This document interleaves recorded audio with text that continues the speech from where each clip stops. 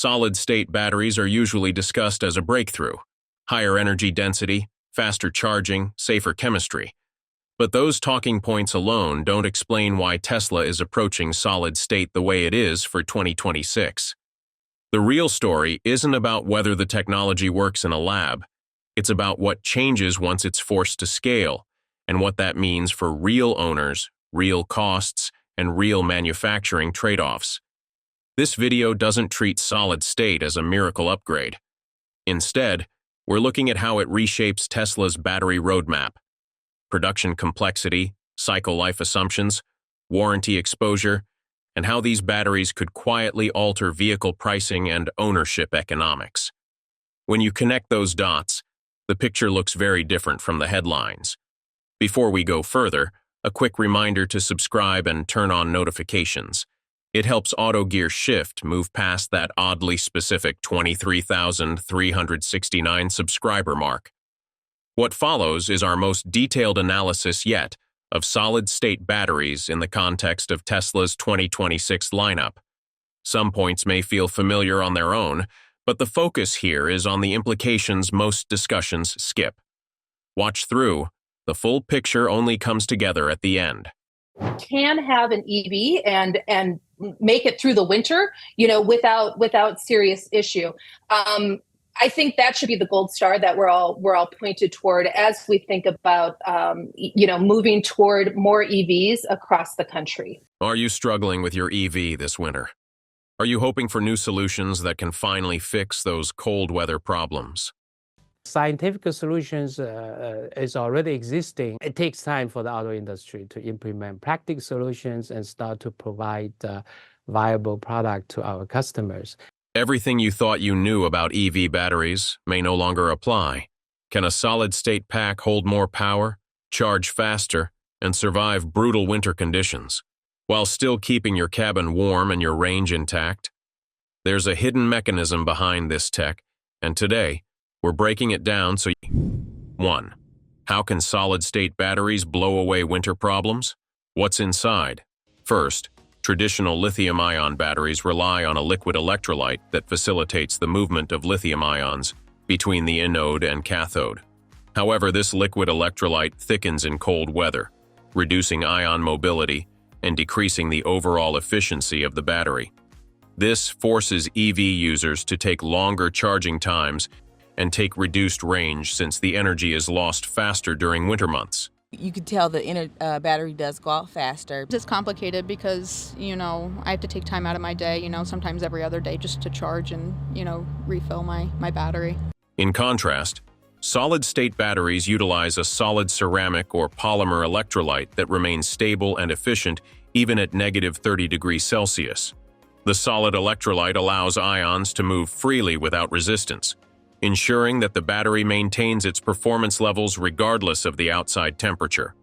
This means your vehicle is charging faster and has less range drops when using solid-state battery. We will discuss this later in this video, but what is truly different is the use of advanced materials tailored for cold climates from Tesla. Unlike traditional batteries, which rely on graphite anodes that can suffer in freezing conditions, Tesla uses silicon or lithium metal anodes. These materials not only reach faster energy transfer, but also offer higher thermal stability. In practical terms, this means your Tesla EV can accelerate from 0 to 60 mph in the snow just 0.2 seconds slower than under perfect conditions. Moreover, power loss is minimized to a mere 3 to 5%. Compared to the 15 to 30% losses of lithium-ion batteries in similar conditions. In the cold season, what problems are you having with your EV? If your vehicle cannot accelerate fast, please drop a 1. And if your vehicle loses power quickly, please drop 2. If not, please share with us in the comments section below. Come back to the solid electrolyte. It acts as a thermal insulator, preventing cold from penetrating into the battery's core. This maintains a stable internal environment, critical for consistent performance.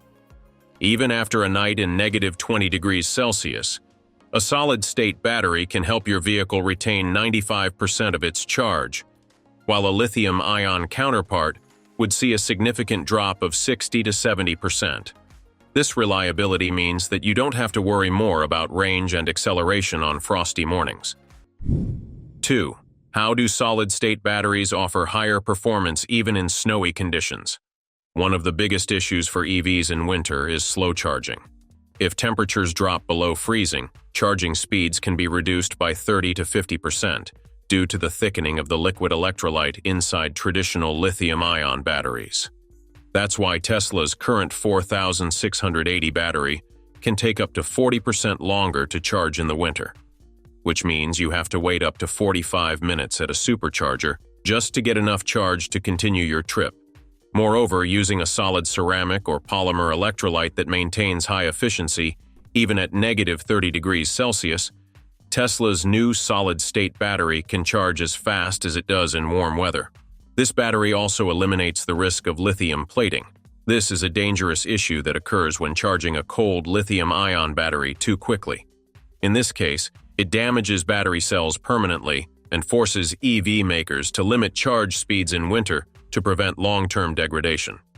Now, users can charge at full speed in freezing temperatures without harming the battery. Another problem of EVs during this season is energy waste. In reality, the battery needs to preheat itself before charging or delivering full power, which wastes 5 to 8 kilowatt per hour of energy just warming up. However, Tesla's new solid-state battery solves this problem with a built-in self-heating mechanism that activates whenever the battery is charging or discharging. Instead of using extra energy to warm up, the battery heats itself naturally as it operates, reducing preconditioning energy waste by 80 to 90%. So now, you don't waste your energy as much as before, even before you start your EV's motor. In an easy grab, using solid-state batteries helps your vehicle operate more stably in cold conditions. We are referring to reliability and safety when traveling on freezing highways, for instance. In places like New York, where winter storms can leave you stuck in the roads for hours, or in Los Angeles, where unexpected temperature drops can catch you off guard. You will be more comfortable since your EV now has faster charging rates, higher energy efficiency, stable range, or higher accelerations. It's such a big difference between driving to your home safely or needing to find an emergency charging station in freezing conditions. 3. How and how long does a solid-state battery heat your car? One of the biggest concerns for EV owners in winter is keeping the cabin warm without running out of battery. IAA researchers have discovered that controlling cabin temperature can consume a substantial amount of power because batteries don't function as well in cold weather. Unlike traditional EV batteries that rely on inefficient liquid electrolytes, Tesla's solid-state battery has higher thermal conductivity. This means that when heating the cabin, less energy is lost, allowing the car to reach a comfortable temperature much faster while consuming far less power. So what Tesla model are you using? Are your vehicles struggling with heating problems in this season? We're glad to hear about your sharings. Now let's see how much time you have to spend heating your cabin. Take a Model Y in extreme winter conditions, for example. With a traditional lithium-ion battery, warming up the cabin from negative 20 degrees Celsius to 20 degrees Celsius can take 15 to 20 minutes, and a significant portion of the battery's power is wasted in the process. But with the solid-state battery's 95% heating efficiency, the same process takes only 6 to 8 minutes, which shows a 60% reduction in heating time. If you are using the Model S Plaid, instead of waiting 12 to 15 minutes, now you can enjoy a fully warmed cabin in just 5 to 7 minutes. And if you own a Cybertruck, you have to take just 10 minutes to fully heat the cabin, compared to 20 to 25 minutes with a standard lithium-ion battery. And how does the battery heat your cabin? It uses a heat pump system that draws power directly from the battery. This system also absorbs heat from the surrounding environment, even in sub-zero temperatures, and efficiently redistributes it inside the cabin. Thanks to this, energy consumption is low by 30 to 40%. By contrast, traditional lithium-ion battery systems use resistive heating, which works by converting electricity directly into heat. While this method is effective, it is also extremely inefficient, draining the battery rapidly and significantly reducing driving range. This causes a range drop by 20 to 30% in freezing conditions. If a Model Y is equipped with a standard lithium-ion battery, heating the cabin from negative 20 degrees Celsius to a comfortable 20 degrees Celsius could consume up to 8 kilowatt-hours of energy, reducing driving range by nearly 30 miles per hour of heating. But with the solid-state battery-powered heat pump, energy consumption is just 5 kilowatt-hour, which can gain nearly 10 to 15 miles of range per hour. That means you stay just as warm while keeping more energy for the road. But is this heating process safe? Yes, you don't have to worry about this issue. Unlike gas-powered vehicles, where carbon monoxide poisoning is a major risk, Tesla's EVs do not rely on combustion, which eliminates that danger. Next, Tesla uses sensors in their vehicles to detect any movement inside the cabin, ensuring that if conditions become unsafe, the system alerts you immediately via the Tesla app. Moreover, a solid-state battery also allows the cabin to maintain a steady temperature for longer, meaning you can confidently leave your child or pet in the car for short periods without worrying about extreme heat or cold. Let's find what happens when your Tesla sits overnight in freezing temperatures. If left outside for 8 hours in negative 20 degrees Celsius, a traditional lithium-ion battery would allow the cabin temperature to drop to 5 degrees Celsius, requiring the heater to restart. But with a solid-state battery, the cabin maintains 15 degrees Celsius naturally. In even harsher conditions, after 12 hours in negative 30 degrees Celsius, a traditional lithium-ion battery would need a full preconditioning cycle of 30 to 60 minutes before reaching optimal temperature. Tesla's solid-state battery, on the other hand, requires only 5 to 10 minutes to warm up the cabin. This means even when you leave your vehicle in the parking side after a cold night, you can start driving almost immediately, rather than waiting nearly 1 hour for the battery and cabin to warm up. Solid-state batteries are back in the headlines again. This time not because of a flashy prototype or a bold automaker promise, but because China just released its first national standard for solid-state batteries, scheduled around 2026. On the surface, that sounds like a breakthrough moment. But here's the problem. Standards don't put cars on the road, production lines do. So what does this 2026 solid-state battery standard actually change for everyday drivers? Will it lower EV costs, make batteries safer, or meaningfully extend vehicle lifespan? Or is this just another milestone that sounds bigger than it really is? And more importantly, why does 2027, not 2026, quietly matter far more when we talk about Tesla's future battery strategy? That's what we're breaking down. What did China's 2026 solid-state battery standard actually change, and what did it carefully avoid? When China announced its first national solid-state battery standard at the end of 2025, many headlines framed it as a green light for commercialization. But that interpretation misses what this document really is, and just as importantly, what it deliberately is not. This standard, titled Solid-State Battery for Electric Vehicle, Part 1, Terms and Classification, does not certify batteries for road use. It does not approve vehicles for sale. And it does not guarantee that a single solid-state powered car will roll off a factory line in 2026.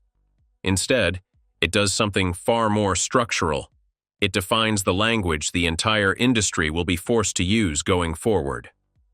For the first time at a national level, China has formally divided batteries into 3 categories based on ion transport behavior: liquid batteries, hybrid solid-liquid batteries, and fully solid-state batteries. In the process, it eliminated the previously flexible and often abused term semi-solid state, a label that had been used by multiple manufacturers to market incremental improvements as generational breakthroughs. The standard goes further by classifying solid-state batteries based on electrolyte type, including sulfide, oxide, polymer, halide, and mixed systems. It also distinguishes between lithium-ion and sodium-ion solid-state architectures, and explicitly separates batteries optimized for high energy density from those designed for high power output. This level of granularity is not aimed at consumers. It's aimed squarely at suppliers, regulators, and production engineers who need consistent definitions before capital is deployed at scale. Most critically, the standard introduces a tighter verification threshold than any previous industry guideline. To qualify as a true solid-state battery under this framework, mass loss during specified vacuum drying conditions must not exceed 0.5 grams per 100 grams of material. Earlier industry group standards allowed up to double that amount. This is not a symbolic adjustment. It is a filtering mechanism. According to feedback cited by the drafting committee, genuine solid-state battery products consistently fall below this 0.5 gram threshold, while hybrid designs that still rely on residual liquid electrolytes often do not. By lowering the limit, the standard effectively forces manufacturers to prove material stability rather than imply it. And yet, for all its precision, the standard stops short of addressing what most buyers actually care about: cost per kilowatt hour, cycle life under automotive duty, fast charging degradation, and crash safety integration. Those topics are scheduled for later phases: performance, safety, and lifespan standards that are still under development. That omission is intentional. China is not signaling that solid-state batteries are ready for mass adoption. It is signaling that the industry is no longer allowed to be vague about what solid-state even means. This distinction matters enormously for Tesla. Tesla has never announced a solid-state battery program for passenger vehicles, nor has it attached timelines to that chemistry in public filings or investor calls. And in light of this standard, that restraint looks less like hesitation and more like alignment with reality. Tesla does not design vehicles around definitions that are still in flux. It designs around production certainty. In other words, this 2026 standard is not a starting gun for Tesla. It is a boundary line, one that tells manufacturers where the technical floor is, but leaves the economic ceiling completely undefined. So here's the question for you. Based on what this 2026 standard actually does, defining boundaries, not launching products, do you think solid-state batteries are close or still far from real mass market use?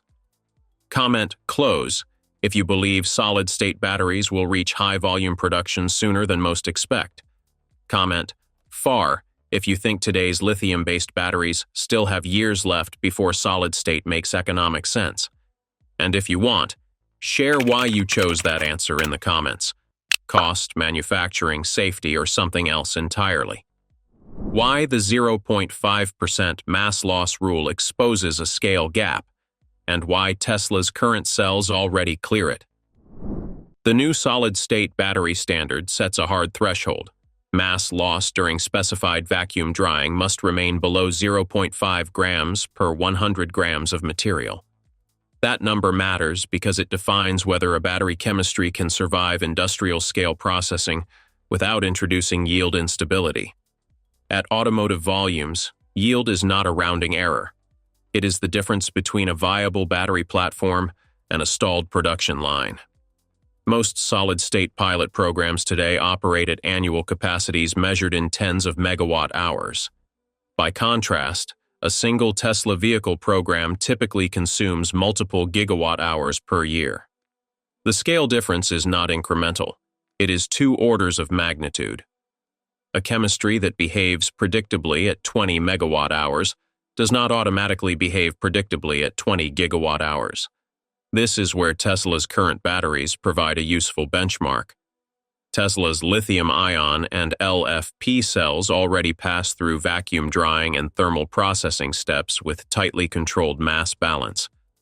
Yield rates on mature Tesla battery lines are widely estimated above 95%, with some lines approaching 97 to 98% under stable conditions. At that level, a deviation of even 1% can add several dollars per kilowatt hour in scrap and rework costs. Solid-state batteries, under the new standard, are allowed less than half the mass loss tolerance that earlier industry guidelines permitted. Cutting the threshold from 1 gram to 0.5 grams per 100 grams effectively halves the allowable process variation. On a production line running thousands of cells per hour, that difference compounds rapidly. For comparison, Tesla's current LFP packs typically operate at pack-level costs estimated in the $70 to $90 per kilowatt-hour range, depending on region and supplier. A yield loss that adds even $5 per kilowatt-hour would materially impact the economics of a mass-market vehicle. That is before accounting for slower line speeds, additional quality checks, or higher capital expenditure, all common in early-stage solid-state manufacturing. In other words, Tesla's existing battery technology already clears a higher industrial bar than most solid-state concepts have demonstrated to date. Not because the chemistry is more advanced, but because the production behavior is fully characterized.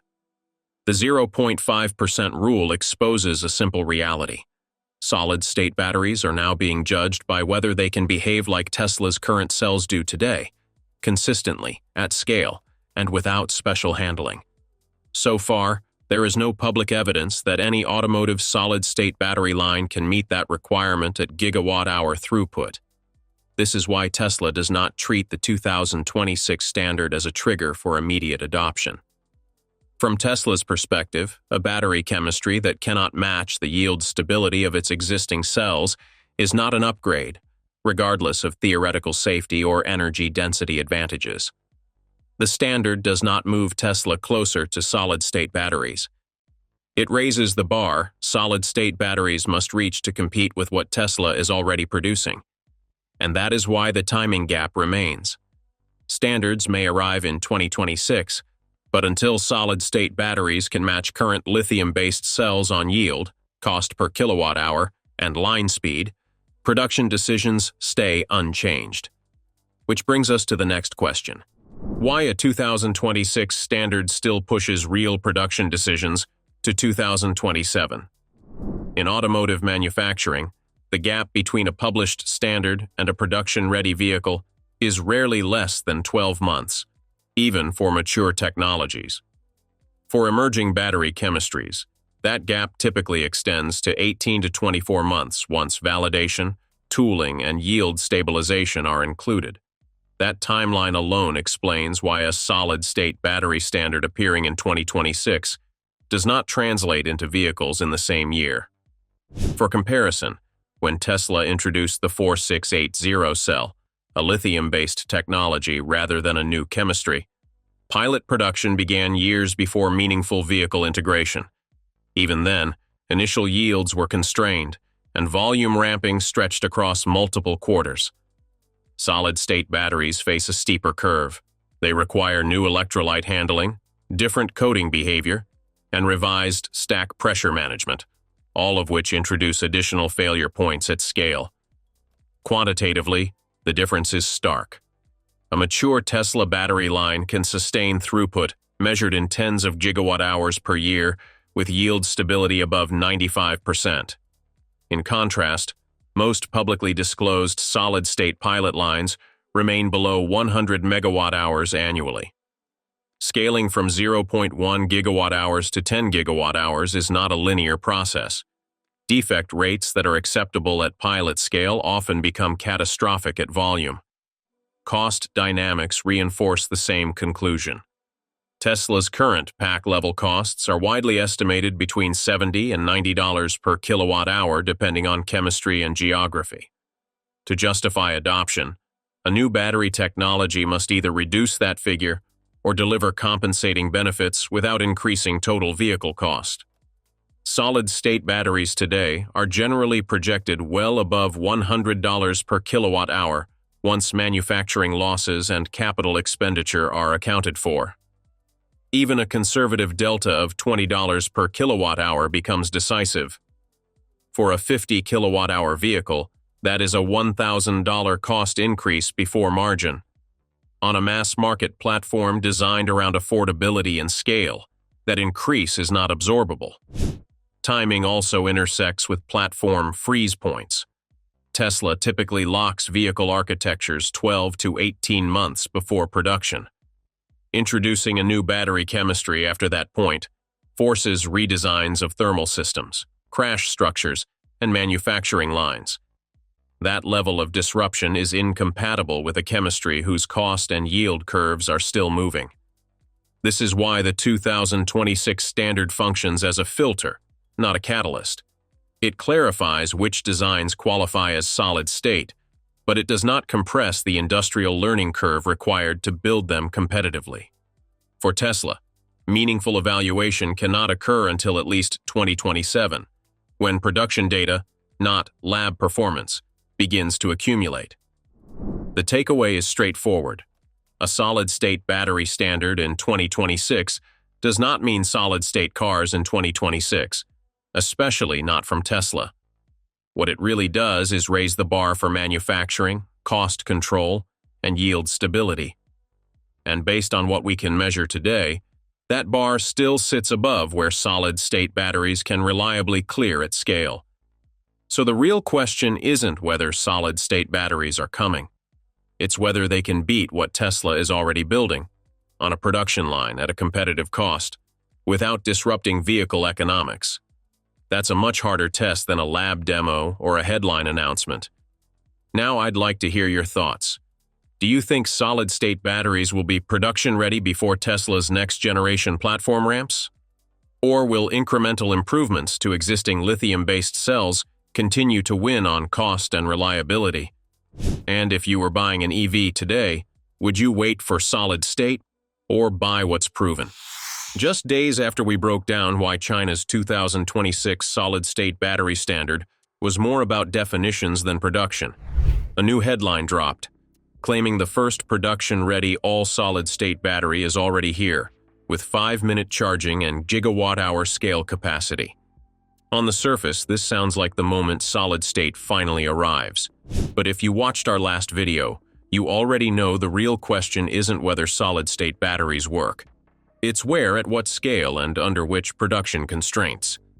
So what does production-ready actually mean in this case? What production-ready actually signals in battery manufacturing? When companies say an all-solid-state battery is production-ready, most viewers assume this means mass deployment is imminent. In reality, the term has a much narrower and more technical meaning, and the numbers expose that gap very clearly. In today's battery industry, a chemistry is typically called production-ready when it can be manufactured outside the lab, on a controlled line, with consistent cell output. That usually corresponds to pilot-scale production, not automotive scale. We're talking about 50 to 300 megawatt-hours per year, enough for validation fleets, stationary demos, or limited consumer devices, not tens of thousands of vehicles. For context, a single Tesla factory battery line today operates at a completely different order of magnitude. Tesla's 4680 ramp targets are measured in multiple gigawatt-hours per year per line, with a long-term cost target below $80 per kilowatt-hour at the pack level. That gap, megawatt-hours versus gigawatt-hours, is the difference between a technical milestone and a commercial one. Now let's connect that to the solid-state announcement promising 5-minute charging. Fast charging at that level implies extremely high power throughput. A typical EV pack today is around 60 to 80 kilowatt-hours. Charging even 60 kilowatt-hours in 5 minutes requires an average charging power of roughly 720 kilowatts. For an 80 kilowatt-hour pack, that number climbs close to 1 megawatt. By comparison, Tesla's current Supercharger V4 hardware peaks around 350 kilowatts, and real-world charging curves on Model 3 and Model Y typically average 150 to 200 kilowatts during the fastest portion of the session.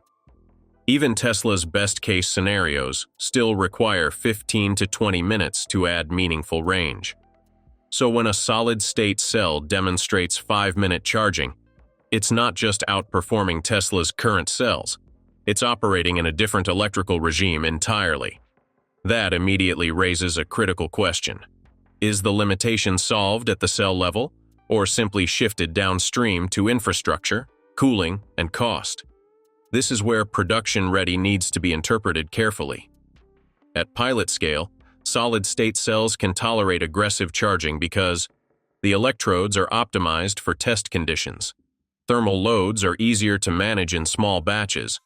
Yield losses are acceptable because volume is low.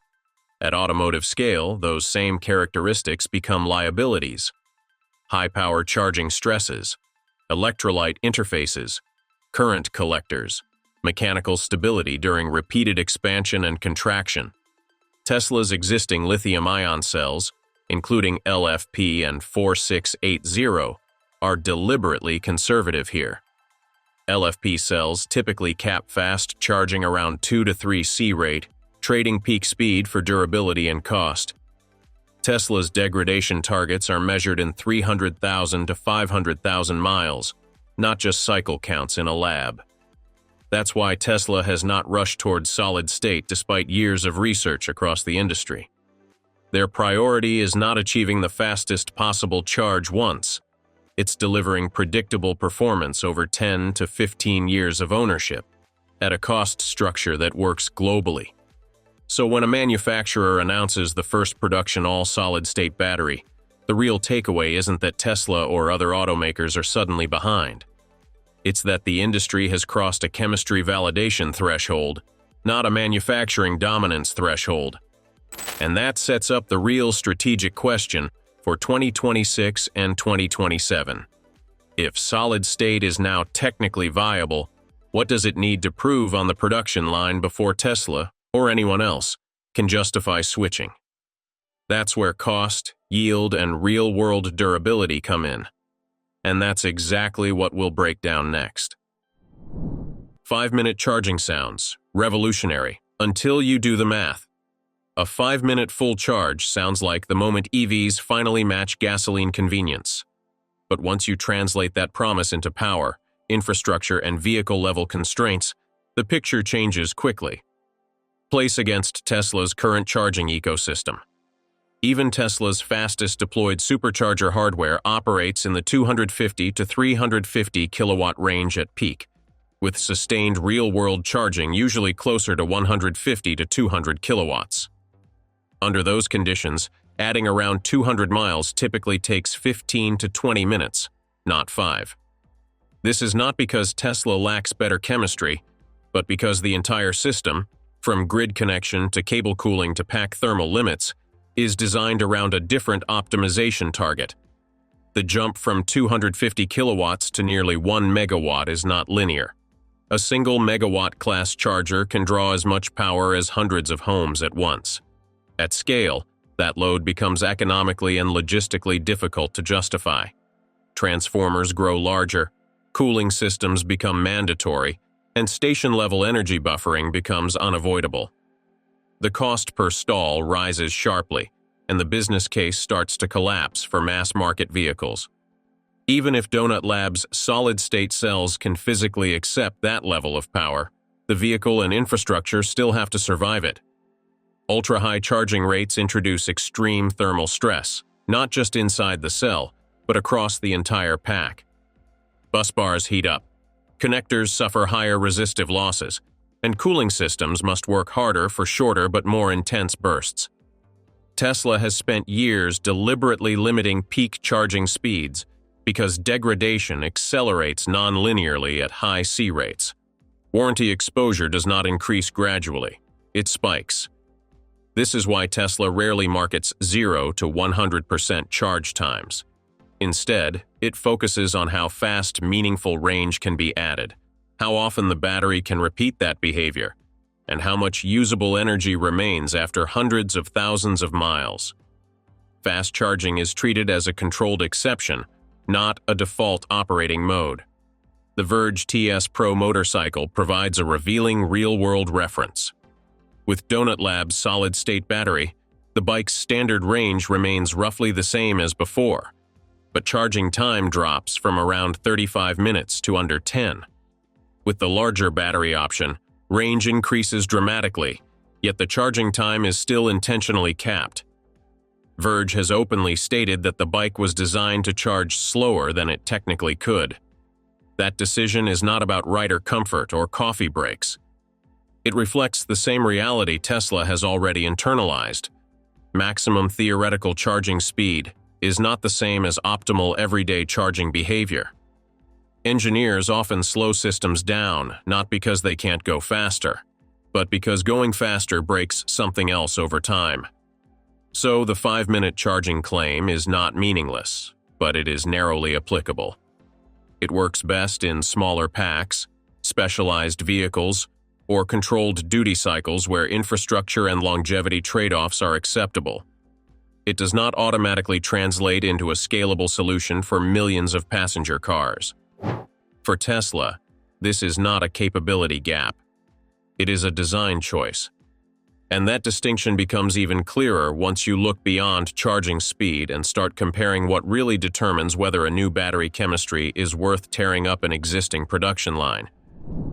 If 400 watt-hours per kilogram and 100,000 cycles are real, why aren't automakers rushing to build them? On paper, Donut Labs' solid-state battery numbers look disruptive. An energy density of 400 watt-hours per kilogram is far beyond what today's mainstream automotive batteries deliver. Most high-end lithium-ion cells used in EVs currently sit in the 250 to 300 watt-hours per kilogram range at the cell level. Tesla's latest 4680 cells are widely estimated to land in the upper portion of that range, depending on chemistry and supplier, but they are still materially below 400. That gap matters, but not in the way headlines suggest. Energy density numbers are almost always quoted at the cell level, not at the pack level. Once structural supports, cooling, wiring, and crash protection are included, real-world pack-level energy density drops by 25 to 35%. A 300 watt-hours per kilogram cell typically translates to a 180 to 210 watt-hours per kilogram pack. A 400 watt-hours per kilogram cell, if fully realized in automotive form, might yield something closer to 260 to 280 watt-hours per kilogram at the pack level. That is a meaningful improvement, but it is not a doubling of range. In a vehicle like a Tesla Model Y, which currently delivers around 330 miles of EPA range with a battery pack estimated near 75 kilowatt-hours, a 30% pack-level density gain might push range toward the low 400-mile range without increasing weight. Useful, but not transformative enough on its own to justify retooling factories. Cycle life is where the claims become more complicated. Donut Lab states that its solid-state battery can endure up to 100,000 full charge cycles. Even taken at face value, that number operates far outside automotive requirements.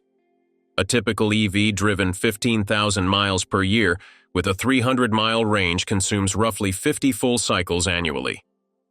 Over 20 years, that totals about 1,000 cycles. Even high-mileage commercial vehicles rarely exceed 5,000 to 7,000 full cycles. Tesla designs its batteries around that reality. Modern Tesla packs are commonly rated for 1,500 to 3,000 full cycles before significant degradation, which already corresponds to 300,000 to 500,000 miles of use. That is not a technical limitation. It is an economic optimization. Designing for 100,000 cycles would dramatically overbuild the system relative to how vehicles are actually used. There is also an unspoken trade-off between ultra-long cycle life and power density. Materials engineered to survive extreme cycling often do so by sacrificing peak output or energy throughput. That is acceptable for industrial storage, robotics, or specialty mobility platforms. It is less compelling for passenger vehicles where cost, weight, and manufacturability dominate. Cost is the missing variable in almost every solid-state announcement, and Donut Lab is no exception. While the company claims its batteries are cheaper to build than comparable lithium-ion cells and avoid rare materials, no cost per kilowatt-hour figures have been disclosed. That absence matters. Tesla's current battery strategy is built around aggressive cost targets, not theoretical performance ceilings. Industry estimates place Tesla's pack-level costs near or below $100 per kilowatt-hour for LFP configurations, with high-nickel chemistries still trending downward. Any new chemistry must compete not with lab benchmarks, but with a supply chain that is already amortized, vertically integrated, and optimized for millions of units per year. Even if a solid-state battery matches lithium-ion on raw material cost, it still faces higher early-stage manufacturing expenses, lower initial yields, and slower production ramp curves. Tesla's reluctance to chase early solid-state adoption reflects this math. The company has consistently chosen incremental improvements that can be deployed at scale, rather than breakthroughs that look impressive but struggle to exit pilot lines. For Tesla, the question is not whether solid-state batteries are technically superior in certain metrics. The question is whether they outperform lithium-ion across the dimensions that actually move production decisions: cost per kilowatt-hour, yield stability, warranty risk, and global supply scalability. So far, solid-state batteries, even impressive ones, have not cleared that bar. Solid-state batteries are no longer a laboratory concept. They are real, they are working, and in limited cases, they are already on the road. But as this update shows, technical readiness and production readiness are not the same thing. So here's the real question for you. Do you think solid-state batteries will reach mass-market Teslas before 2030? Comment yes if you think the breakthrough is closer than most expect, or no if you believe lithium-ion still has years left. Share your reason in the comments. By solid state, I assume you are talking about sodium? Why are you even talking about lithium? You should compare Al to Na, as it now seems either can be made into solid state. That comment shows up in the previous video we made that solid-state batteries are mentioned in, and it highlights a bigger problem in today's EV discussion. Many people are mixing up battery chemistry with battery design, and that confusion makes it harder to understand what Tesla is actually working toward. What to know about solid-state batteries: design first, chemistry second. Before comparing aluminum and sodium, we need to reset one key idea. Solid-state does not mean sodium. Solid-state simply means the battery uses a solid electrolyte instead of a liquid one. That's it. Traditional lithium-ion batteries use liquid electrolytes that operate safely between roughly 0 degrees Celsius and 45 degrees Celsius. Outside that range, they require heavy cooling and safety systems. Solid-state electrolytes can operate at higher temperatures, often 60 degrees Celsius to 100 degrees Celsius, depending on the material, which reduces thermal management needs. But here's the critical part. Solid-state is a design layer. Chemistry comes on top of it. That means solid-state batteries can be built using different ions: lithium-based systems, sodium-ion systems, aluminum-ion systems. They are not the same thing, and they are not at the same stage of development. Let's start with sodium. Sodium-ion batteries are already being produced at commercial scale in liquid electrolyte form. Current sodium-ion cells typically deliver 140 to 180 watt-hours per kilogram, compared to 250 to 300 watt-hours per kilogram for Tesla's lithium-based packs. That's a clear disadvantage for vehicle range. However, sodium has three major advantages: cost, availability, and safety. Sodium carbonate costs roughly $150 to $200 per metric ton, while lithium carbonate has fluctuated between $10,000 and $70,000 per metric ton over the past few years. That price stability matters for mass production. When sodium-ion chemistry is paired with solid-state electrolytes, several problems improve at once. Sodium ions move more easily through certain ceramic and polymer solid electrolytes than lithium ions do. This reduces interface resistance and lowers degradation over time. From a manufacturing perspective, sodium-based solid-state cells can often be produced using modified versions of existing lithium-ion equipment. Now compare that to aluminum. Aluminum-ion batteries use Al3+ ions, which carry 3 times the charge of lithium or sodium ions. In theory, this allows very high volumetric energy density. Aluminum metal is also extremely cheap, typically around $2,000 to $2,500 per metric ton, and globally abundant. But the physics are far less forgiving. Aluminum ions move very slowly through solid electrolytes due to their high charge density. This leads to low power output, poor cycle life, and severe stress at the electrode-electrolyte interface. Most aluminum-ion solid-state prototypes today struggle to exceed 500 stable charge cycles, compared to 1,500 to 3,000 cycles for mature lithium-ion cells. More importantly, aluminum-ion solid-state batteries are still confined to laboratory-scale cells. There is no demonstrated pathway to multi-gigawatt-hour production using current battery manufacturing lines. This is why Tesla's near-term solid-state discussions, even when unofficial, align far more closely with sodium than aluminum. Sodium-based solid-state batteries are not ready to replace lithium in long-range vehicles, but they are close enough to existing production methods to be scaled for cost-sensitive applications.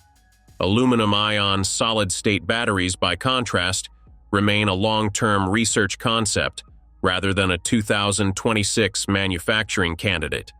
That distinction between what can be built and what merely looks promising is the core of this entire debate. Aluminum versus sodium. Which one Tesla can actually manufacture at scale? Now that we understand solid state is a design layer, not a chemistry, the question becomes, which ion system can Tesla realistically manufacture at scale in 2026? Let's start with production constraints. Tesla's battery factories are optimized for high-volume output, measured in gigawatt-hours per year. The 4,680 cells currently produced in Fremont and Grünheide achieve roughly 100 to 120 gigawatt-hours per year in full-scale operation, with plans to reach 200 gigawatt-hours per year by the late 2020s. Any new solid-state chemistry must fit within this production reality. Sodium-ion solid-state batteries have several advantages here. Sodium cathode materials are relatively easy to process and compatible with existing coating, drying, and stacking equipment. Industrial-grade sodium is abundant and cheap, as noted earlier, roughly $150 to $200 per ton for sodium carbonate. That translates into a raw material cost per kilowatt-hour roughly 30 to 40% lower than lithium, assuming similar energy density. From a throughput perspective, sodium solid-state cells can leverage incremental modifications to Tesla's current assembly lines.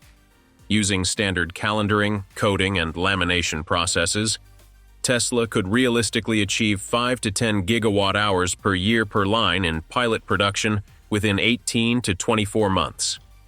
Scaling to 50 to 60 gigawatt-hours per year across multiple lines appears plausible by 2026 to 2027 for entry-level vehicles or stationary energy storage applications. Aluminum-ion, however, presents much stiffer challenges. First, the Al3+ ion moves sluggishly through solid electrolytes, requiring thicker electrodes or higher operating temperatures to achieve usable power. Thicker electrodes reduce volumetric energy density, meaning you need more material for the same energy. Even under optimistic assumptions, producing a 1 gigawatt-hour per year line of aluminum-ion solid-state batteries would demand substantial redesign of electrode coating, electrolyte application, and thermal management systems, essentially a new factory.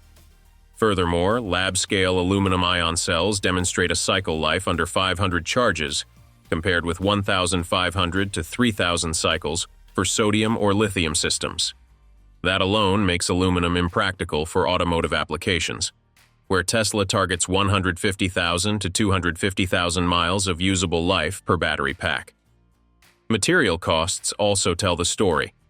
Aluminum metal is cheap at roughly $2,200 per ton, but the extra processing needed to fabricate Al-ion electrodes, combined with higher rejection rates in lab-scale prototypes, often 20 to 30%, drives the effective cost per kilowatt-hour well above $200 per kilowatt-hour, far above Tesla's target for mainstream EVs. In contrast, sodium solid-state designs could plausibly hit $120 to $140 per kilowatt-hour at scale, making them attractive for lower-cost EVs and energy storage applications. Tesla's production strategy has always prioritized manufacturability over peak theoretical performance. The company's 4680 program demonstrated that increasing energy density by 10 to 15% is meaningless if throughput and cycle stability are compromised. Following the same logic, sodium-ion solid-state batteries are far closer to factory-ready than aluminum-ion solid-state batteries in 2026. It is also worth noting that Tesla tends to move incrementally rather than jumping to entirely new chemistries. Pilot production lines for sodium solid-state prototypes could be implemented using modified lithium-ion lines, allowing Tesla to gradually increase scale without halting existing 4680 production. Aluminum-ion would require ground-up retooling, with uncertain results, effectively a 5 to 10-year research horizon, not a 2026 reality. Finally, supply chain reliability favors sodium. Sodium carbonate and sodium salts are globally abundant, with multiple suppliers in Asia, Europe, and North America. Aluminum is also abundant, but the specialty salts and electrode formulations for Elon solid state are still experimental. Any attempt at mass production would be subject to bottlenecks in electrode chemistry, electrolyte synthesis, and quality control, risks Tesla tends to avoid when planning factory ramp-ups. What Tesla's silence on solid-state really signals. One of the most curious things about Tesla's approach to solid-state batteries is the company's near-total silence. Unlike some competitors who boast breakthroughs or hype new chemistries, Tesla hasn't officially confirmed a solid-state production timeline for 2026. That silence is intentional, and it tells us more than any press release could. Tesla's strategy has always been factory first, announcement second. The 4680 rollout illustrates this clearly. The company optimized the design and production lines before giving a detailed technical update. Solid state is no different. By staying quiet, Tesla avoids unrealistic expectations, investor pressure, and unnecessary comparisons to competitors. The silence also reflects practical production constraints. Tesla likely has pilot lines for testing solid electrolytes with sodium-ion chemistry, possibly at sub-1 gigawatt-hours per year scale.